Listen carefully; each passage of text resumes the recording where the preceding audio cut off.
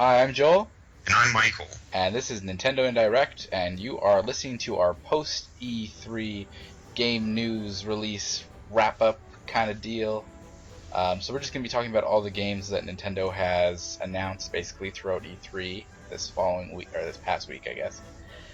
So we're doing this kind of a little bit differently than usual. Usually we have like a huge hour and a half long video that you can listen to. This time we're splitting them up based on topics so that it's a little bit easier for you to watch what you are interested in watching. So we hope this makes it easier for you, just in general. So this episode, or this little segment, I guess, is about Star Fox, Project Guard, and Project Giant Robot. Let's talk about Star Fox, I guess, for a little bit. I don't even know if that's really the best way to take this. I guess we should talk all about it all at once, right? Yeah, sure. Okay. So Project Guard, Project Giant Robot. These are two small kind of tech demo-y kind of games that Miyamoto is working on. He showed them off at E3, and then he also announced that he was working on Star Fox U. Um, and the thing is, like, it seems like these two smaller games, the two projects, are going to end up in the Star Fox game in some capacity. And the reason we know this is because in the Project Guard game, there's these security cameras, and they have the Star Fox team logo or emblem, I guess, on them. So it's like, okay, well, obviously it's going to be pretty much in Star Fox. So I guess we'll talk about the projects first a little bit because we know more information about them. Okay. So Project Guard's kind of a small tech demo-y game, like I said. You have a little base, and then you place these little security cameras that can fire little lasers out of them, and it's almost a tower defense game. So these robots start attacking the base, and you just have to switch between cameras on the gamepad in order to determine where you need to shoot robots. And it seems like it gets pretty confusing at times, or like pretty hectic, I guess. Yeah, because you got, a total of 12 different cameras. You got robots coming from all compass directions. So it's going to start off easy, but a minute later, the difficulty ramps up pretty good. Yeah, and especially because you have like these different kind of robots. Like the one that I think is the funniest is the bird one. Oh yeah, definitely. Yeah, so there's this little bird robot, and it'll like grab the cameras off the wall and start carrying them away. So as you're looking through your cameras, like you'll notice like one of them is like bouncing up and down, and before you know it, it's gone. So One thing that's a nice touch that I like is that when you recover your cameras, they don't just boot up right away. You actually have to wait a few seconds for, the camera to start up and start displaying picture. oh really? Yeah. Yeah, I it's didn't like even like recover them after the bird's taken so. them. Yeah. Oh, I didn't even know you could get them back. Yes, you can. Huh, didn't see that part. One thing I really like about this is that they have that little homage to Rob in it. So Well, how can you make a game about robots without Rob? damn right, It's physically impossible. Rob. It's funny because if it does end up being part of Star Fox, you have Rob 64 in the game, and then you'll also have just original Rob as like a little cameo appearance. So it's just kind of like a nice little thing. Both Robs in one game. Yep. They'll be robbing me of my money. Get it? Yeah, I get it, but I'm not gonna laugh. So the other game that was shown off was Project Giant Robot, and in this game you're able to customize your robot. So you use the gamepad to basically just slide some parts, and you can make them bigger or smaller or whatever. So you can end up having a robot with like a giant head and some tiny legs, or however you want to do it. And you're basically pitted against other giant robots, and the object of the game is to knock them over. So you do this by using the gamepad. So you use the triggers to move the arms, and in a newer build that wasn't shown at E3, the triggers also can move the legs. And then you use the gamepad's gyroscope to rotate the robot's body like around, basically. And doing this, you can basically like punch out your arm while moving sideways and topple a robot over, causing it to blow up into little pieces. I personally, I think this one looks fun. Like, it seems obviously both these games are really early in their developmental stage, and it just seems like a fun game. Like, I hope it turns out to be more smooth or able to process things more quickly. I guess because it seemed a little slow. I don't know about that. I mean, to me, it really looks like a game you'd play once and then, shelve it for the rest of its life. I don't know. It looks like a fun party game because it reminds me of Tank Tank Tank mixed with this. There was this Japanese DS game called Super Control Robot MG or Cho Soju Mecha MG. Or localized in Brawl as Marionation Gear. Yeah, that's true. But anyways, Super Control Robot MG. So basically, you do the same thing. You control how your robot moves its upper torso with the stylus. Like you slide the stylus on the bottom screen, a bunch of levers and gears and stuff, and it translates into your robot's movement. So to me, it's like that kind of mixed with Tank Tank Tank, especially Tank Tank Tank's multiplayer mode, where the gamepad player plays as like this giant robot King Kong, and then the 4 Wiimote players play as small tanks, and they have to beat the gamepad player. So I could kind of see stuff like that coming out of it. Like they could make almost like a Tank Tank Tank clone kind of thing, or maybe the gamepad player gets like a giant robot, and then the other players have like a smaller giant robots, and you just have to fight. Yeah, it's really hard to say with this game. I mean, like, you want to have faith in Miyamoto because, I mean, he's a legend for a reason, but right now, I don't know. I mean, really, the only interesting thing that I saw of this game was basically all the different parts that you could get to build your robot. Like a giant robot made out of, quite literally, cardboard boxes. Bring back giant robot, the giant robot genre, hopefully. But I trust, like, obviously this is the issue with seeing games that are really early in development, is you kind of get this idea of what's going to take part, but it's not even finished. So it's kind of like you might have your hopes let down when it's nothing close to what the finished product is going to be. Yeah, I'm almost thinking like this game might end up being, part of Star Fox, and you'll have this mission where, you get this like giant Power Rangers-esque giant robot that you need to use. Like a Megazord? Yeah, like, Star Fox team, assemble the giant robot! Imagine if they could do that. Like, I think it'd work, truthfully. Like, if all the R-Wings combined into, like, different things, and then, like, the Great Fox, like, transformed into the torso and stuff. That would be definitely, like, a way to add something to Star Fox. It would. It would piss off the very few hardcore fans that are left, but... Yeah. So I guess we'll talk about Star Fox a little bit. So we didn't see any videos, at least, of Star Fox through E3, but they did have a small demo of it available on the show floor. Basically, we've just learned through some interviews with Miyamoto that he's trying to make this game into something completely different than it was. So I'll let Michael explain that. Yeah. What Miyamoto was talking about is that he doesn't really want this game to be a movie like past Star Fox games, like Star Fox Assault in particular, where you had the really expensive cutscenes and the fully orchestrated soundtrack.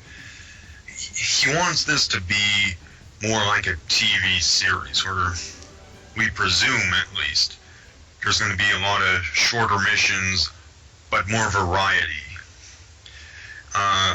Miyamoto, he liked to compare this to Thunderbirds, which was an old puppet show from the 60s, where essentially every episode, the team would use a different machine to try to meet their objective. Whether they have vehicle, I'd say. Yeah, a vehicle. Yeah. Like something they need to burrow underground, or take out a massive inferno. I kind of worry with that approach though, because it's like Star Fox is arguably one of Nintendo's main franchises. Like there hasn't been a lot of games, but it's one of their biggest franchises. Yeah. Alright, that's why I said arguably. But either way, like I feel like it might like water down the brand, I guess, by I don't know, because when it's equated to something like Thunderbirds, I just picture it coming out like pretty cheesy. And Star Fox is always like, sure, the characters are animals, but the subject has always been pretty serious. Yeah, I don't know about that. I mean, Slippy's always been a goofball, and you got Falco as like your typical I'm too cool for the rest of you character. Hey, wise guy, I'm on your side. I don't know. I'm really interested in seeing like how this basically turns out. I guess is what I'm trying to say, because it's just gonna be kind of weird. It's just we have so little information about it. It could really go in any direction. And that being said, it's important to note that not even a developer has been chosen for Star Fox U yet. So this game's like literally in its very beginnings of development. Well, I think they have the gameplay what they want down. It's really just assembling it into the final product that they need to do now. Yeah. I think they wanted to have the gameplay defined by Nintendo, and then they can go to a third party and they're like, okay, take this and turn it into a game. Yeah. That's a pretty good idea, especially if you want it done like a specific way, right? Yeah. Yeah. It makes me wonder like how many different little like Project Guard, Project Giant Robot type games are going to make it into the game. Wow. I guess it really depends on how diverse they want to make the game. Yeah. And truthfully, I think diversity is good for this series. Star Fox Command, a game that I kind of like, but ultimately it's extremely repetitive. Pretty much every mission in that game is the same, except the background is different, and you have different characters in your party. Otherwise you're just flying around in a large area shooting enemies. That's it. Yeah. So I think if they could do something interesting with this game, it would very much be a worthy entry to the franchise. And we talked about this a little bit before, but I'm kind of hoping that they do a reboot of the series, because I know it's probably like pretty baseless, but I feel like the series is a little convoluted since like GameCube era Star Fox. I don't really think it's so much that it's convoluted. I just think that people take the franchise too seriously. Ultimately, this is a game about talking animals who fly spaceships. But, people treat it like it's Shakespeare. Probably a good way of putting it. So I guess, Ray, this is a pretty short discussion, but I guess we'll talk about amiibo support pretty quickly, because Miyamoto was saying about how like amiibo support's basically all the rage right now. Like, will games have amiibo support? Will they not have amiibo support? Who knows? But he was basically alluding to the fact that he really wanted an R-Wing amiibo. So most likely, this game will have amiibo support. Well, I think it could really work well if there is a function that they take from Project Giant Robot, where you can really make your own vehicle in Star Fox. So, let's just for simplicity's sake, say that you can customize your R-Wing to, do a bunch of different functions. You can then save that R-Wing on your amiibo, and then take it to your friend's house, and then you can both play with your own custom R-Wings. Yeah, kind of like put put landmaster treads on the bottom of your R-wing, or Yeah. like a grappling arm or whatever. Or give it a different type of laser, or, whatever. There's lots of possibilities. I think that'd be cool. Especially if they go with like a very, like a multiple vehicle theme. Being able to customize your own vehicle would just be like... Well, it'd be kind of like that custom robo idea we talked about months ago. Yeah. For NFC. And I mean, custom robo's not going to be coming back anytime soon, so... Don't say that, Michael. Why not let Star Fox have it? Don't say that. Don't ruin the dream. But either way, I think Amiibo support I'm pretty much down for Amiibo support with any game. So. But you're a mad collector, though. Yeah, pretty much.